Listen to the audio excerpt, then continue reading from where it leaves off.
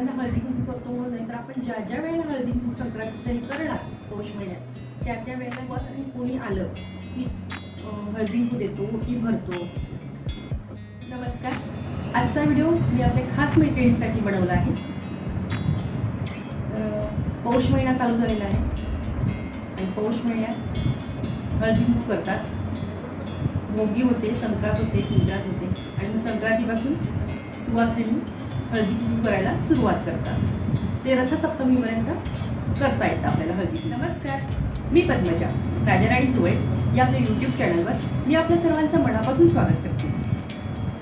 तर हळदी कुंकू बऱ्याच जणींना करायचं असतं, पण काहींना वाटतं आमच्यात प्रथा परंपरा नाही आहे, माझ्या आईने कधी मी केलेलं बघितलेलं नाही किंवा सासूबाईने कधी केलेलं नाही आहे, मग मी कसं करू याविषयी शंका असते.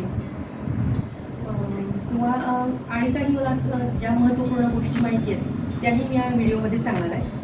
तर तुम्ही हा व्हिडिओ अजिबात स्किप न करता शेवटपर्यंत पाहत राहा. करायचं आपली इच्छा आहे आणि आपण आपला करायचं आपला कधी हळदी ठरलेलं आहे. तर आपण काय करायचं, पहिलं म्हणजे आमंत्रणाची लिस्ट काढायची. म्हणजे आपण ज्या सुवासिनींना आपण हळदी कुंकूसाठी बोलवणार आहे त्या महिलांची आपण लिस्ट काढायची. यामुळे दोन गोष्टी होतात की आपल्याला किती महिलांना बोलवायचं आहे हे कळतं, त्याचबरोबर वाण किती लागणार, आपण जे वाण वाटणार आहे, लुटणार आहे जे वाण ते किती लागेल याचा आपल्याला अंदाज येतो.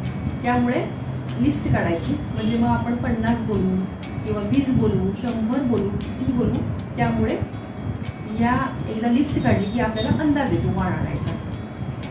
ही एक महत्त्वाची गोष्ट. वाण जसं मग त्याचबरोबर एक महत्त्वाचं म्हणजे तिळगुळ आणावे लागतात. त्या दिवशी फुलं लागतात, हळदी कुंकू, अत्तर आणि गुलाब पाणी या गोष्टी जर लागतात. आणि रांगोळी, अगदी छानशी दारात रांगोळी काढली पाहिजे. आणि अगदी सगळ्यात महत्त्वाचं म्हणजे आपण छानसं तयार होणं, मस्तपैकी अगदी तयार होणं. ही साडी वगैरे व कोणती असते, पैठणी असते, कोणती काठापदराची असते, साडी कोणती असते, छान आपण तयार झालेलं पाहिजे. ठरवून ठेवायचे की बाबा मी रांगोळी कोणती काढणार आहे, साडी कोणती नेसणार आहे. म्हणजे त्या दिवशी आपली लग्नानंतर जर पहिलाच आपला संक्रांत सण असेल, संक्रांतीचं म्हणजे हळदी कुंकू आपण पहिल्यांदाच करणार असेल तर काय वाटायचं वाण. तेव्हा आपण सौभाग्यवर्धक ज्या गोष्टी असतात जसं की हळदी कुंकू, टिकली, बांगड्या अशा ज्या गोष्टी असतात त्या वाटायच्या असतात वाण म्हणून. पहिली 5 वर्ष या आपण वाण म्हणून गोष्टी वाटल्या चालतात.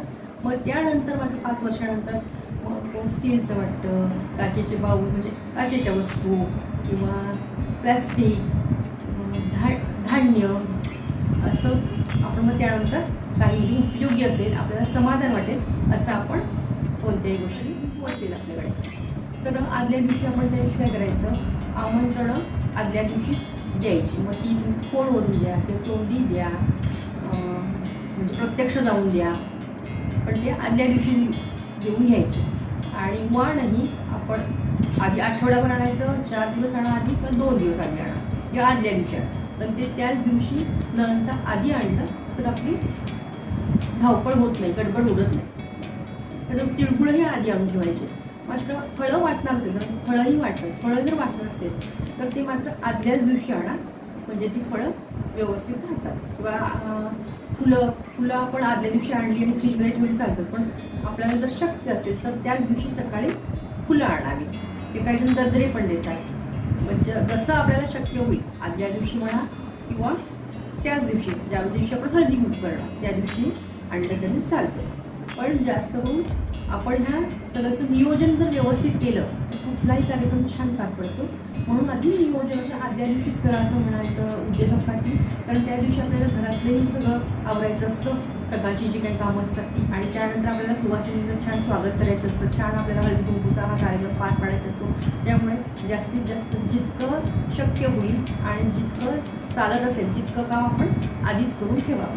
यासाठी हे नियोजन करायचं. ज्या दिवशी आपल्याला हळदी कुंकू करायचं असेल त्याच्या आदल्या दिवशी आपण आमंत्रण देतो, तेव्हा आपण सांगतो की उद्या माझ्याकडे 5 वाजता हळदी कुंकूला आमच्याकडे या असं सांगतो. मग त्या दिवशी काय करायचं, आधीच 2 ते 2.5 तास आपण आधीच म्हणजे 5 वाजता सांगितलं असेल तर 3च्या दरम्यान वगैरे आपण अगदी स्वच्छ करायचं घर वगैरे, कचरा वगैरे काढून छान शिगदी रांगोळी काढायची. ज्या सुवासिनी येतील त्यांना बसण्यासाठी व्यवस्था करायची. आणि एकाच ठिकाणी मग हळदी कुंकू, अत्तर, गुलाब पाणी तिळगुळ जे काय आपण वाण देणार ते असं एकत्र एका ठिकाणी करून ठेवायचं. ते सगळं झालं की आपण छान तयार व्हायचं.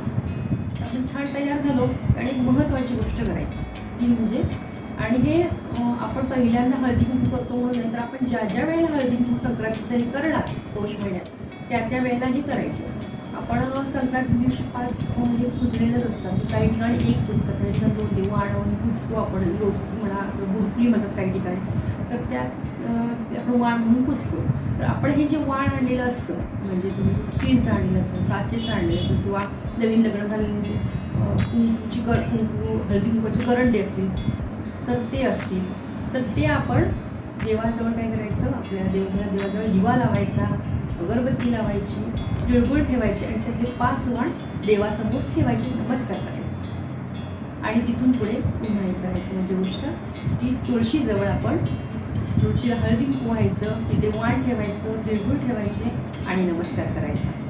ही गोष्ट करायची. आणि हे सुवासिनी येण्याआधीच आपण म्हणजे आपल्या देवघरातही ठेवून घ्यायचे वाण, आणि देवघरातही वाण ठेवायचं आणि तुळशीजवळही वाण ठेवायचं. आणि त्यानंतरच आपण आलेल्या सुवासिनींना हळदी कुंकू द्यायला सुरुवात करायची. आता हळदी कुंकू सुरुवात करायची काय करायचं, पहिलं हळदी कुंकू द्यायचं. हळदी कुंकू देऊन झालं की फुलं द्यायची, अत्तर लावायचं, तिळगुळ द्यायचे. तिळगुळ ह्या गोड गोड बोला हे म्हणायचं आवर्जून अगदी, आणि गुलाब पाणी शिंपडायचं. मग आपण वाण द्यायचं. आणि मुली आपल्या मदतीला असतील तर मुलींना पण छान वाटत असतं या वेळेला, म्हणजे मी तिळगुळ वाटणार वगैरे असं त्यांना छान उत्साह असतो. मग काय आपल्याला बरंच असतं, छान वाटून घेतो. कारण की आणि एक महत्त्वाची करायची जी गोष्ट आहे ती म्हणजे प्रत्येक वेळेला हळदी कुंकूच्या प्रत्येक वेळेला ही करावी, म्हणजे त्याशिवाय हळदी कुंकू पूर्ण होत नाही असं नाही, हळदी कुंकू होतं, पण ही गोष्ट करावी. आता आपण आपल्याकडे सुवासिनी कोणी आलं की हळदी कुंकू देतो, ओटी भरतो. तसंच आपण ह्या पौष महिन्यात जे संक्रांतीचं हळदी कुंकू करतो त्यातही ओटी भरणं आवश्यक आहे. ही गोष्ट केली पाहिजे. ही जी ओटी आहे ती आपण पीस नारळ असं काही भरायचं नाही. तर ओटीमध्ये काय द्यायचं, गहू असतात ते गहू घ्यायचे, आणि आपण संक्रांती दिवशी जे सुगड पुसतो, काही ठिकाणी त्याला बुडुकली म्हणतात, लोटकी म्हणतात, सुगड, त्या सुगडामध्ये आपण जे वाण म्हणून पुसतो म्हणजे काय पुसतो की गाजर, ऊस, वाटाण्याची शेंगा, पावट्याच्या म्हणजे काही ठिकाणी वरणा म्हणतात, अशा ज्या काही गोष्टी आपण पुसतो ना त्याच गोष्टी त्यामध्ये मिक्स करायच्या असतात. म्हणजे हे जे आपण गहू घेणार त्यात वाटाण्याची अख्खी शेंग टाकायची, वरण्याची अख्खी शेंग टाकायची, भुईमुगाची अख्खी शेंग टाकायची, आणि गाजर आणि ऊस असतात त्याचे मग तुकडे करून टाकायचे, आणि या गोष्टी एकत्र करायच्या. आणि तुम्ही सगळ्या जितक्या तुमच्याकडे सुवासिनी येतील तितक्यांच्या भरल्या तर अतिशय छान. आणि नाही जमत असेल एवढ्या, आपल्याकडे बाबा जास्त संख्येने येत आहेत सुवासिनी, नाही एवढं जमत आपल्याला 5 सुवासिनींचे का असे ना, पण आपण त्या गव्हाच्या येणे त्या पौष महिन्याच्या संक्रांतीच्या वेळेला आपण जे हळदी कुंकू करतो त्यावेळेला अगदी ओटी भरली पाहिजे. 5 सुवासिनी काही अगदी महत्त्वपूर्ण माहिती होती ती मी तुम्हाला आता ती सांगितली. आणि याचबरोबर काहींच्या मनात अशी शंका असते की आमच्याकडे करत नाही हळदी कुंकू, मग कसं करावं, त्याला काहीही नाही. 4-5 जणींना बोलवून जरी हळदी कुंकू आपण केलं तरी चालतं. तर आपण काही ठिकाणीची प्रथा असते म्हणजे आपण संक्रांती दिवशी सुगड जे पुसतो ते विठ्ठल रुक्मिणीच्या मंदिरात इथून येतात, किंवा तुळशीजवळ ठेवतात, किंवा आपल्या जिथं जिथं देवी असेल तिथं, किंवा आपल्या कुलस्वामीचं म्हणून एखादी अशी, किंवा आपल्या घरात त्या दरम्यान कोण आलीच सुवासिनी तर तिला ती वाटण्यासारखं नाही आहे, किंवा आपण हळदी कुंकू चालू केलं मग प्रथा परंपरा असं काही नाही. म्हणजे आपण 5 सुवासिनींना जर जमलं नाही आपल्याला, जितक्या बाबा 50 वगैरे जमलं नाही, 20, 25, 100 इतक्या जणांना देता आलं नाही एखाद्या वर्ष 5 सुवासिनींना बोलून जरी आपण हळदी कुंकू संक्रांतीचं केलं. आणि या संक्रांतीच्या हळदी कुंकूच्या वेळेला वाण काय द्यायचं हा महिलांना आपल्याला खूप प्रश्न असतो.